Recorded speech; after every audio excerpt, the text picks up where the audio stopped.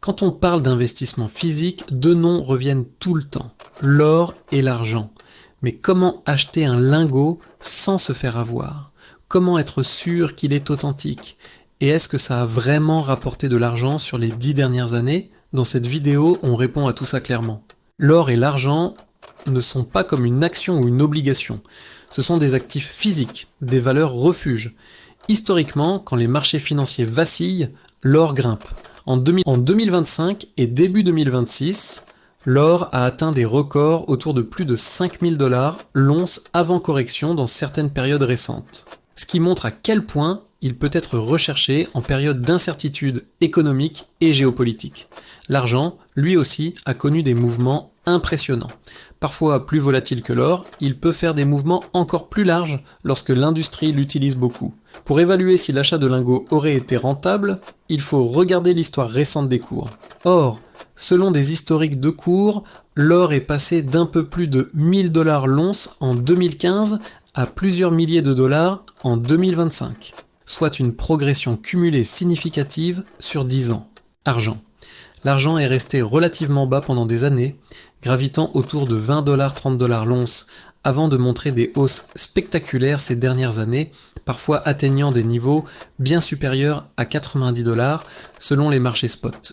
Ce que cela signifie concrètement, si tu avais acheté 1 kg d'or ou d'argent physique il y a 10 ans, la valeur actuelle aurait nettement augmenté, mais avec de fortes fluctuations en cours de route. Ce n'est pas linéaire et ce n'est pas garanti, mais sur le long terme, la tendance elle était haussière. Il y a plusieurs façons d'acheter des métaux précieux. Boutique spécialisée physique, tu vois le lingot en réel, mais les prix peuvent être plus élevés. Revendeurs en ligne certifiés, souvent plus compétitifs, avec livraison sécurisée. Marché d'enchères sablé et bourse physique. Parfois bon prix, mais attention aux frais. Conseil important. Toujours acheter auprès d'un revendeur reconnu avec facture et certification. Maintenant, tu as un lingot entre les mains. Comment t'assurer qu'il est bien en métal précieux? Voici des tests fiables. Test de poids et dimension. Chaque lingot a un poids et une taille standard. S'il ne correspond pas exactement aux mesures officielles, c'est suspect. Test magnétique. L'or et l'argent ne sont pas magnétiques. Si un aimant colle, il y a un problème. Ce test est rapide et sans risque pour le métal. Test de densité. C'est une méthode simple. Mesurer le volume et le poids, puis calculer la densité. L'or pur est environ 19,3 g/oz, l'argent pur est autour de 10,5 g/oz. Si ta densité est très différente, c'est suspect. Test électronique ou professionnel. Certaines balances ou appareils électroniques mesurent la conductivité ou les ondes pour identifier le métal. C'est utile si tu veux un test 100% non destructif. Test chimique, acide. Utilisé par les professionnels, il faut être soigneux et suivre les instructions. Cela peut rayer légèrement la surface, donc c'est souvent fait par des experts.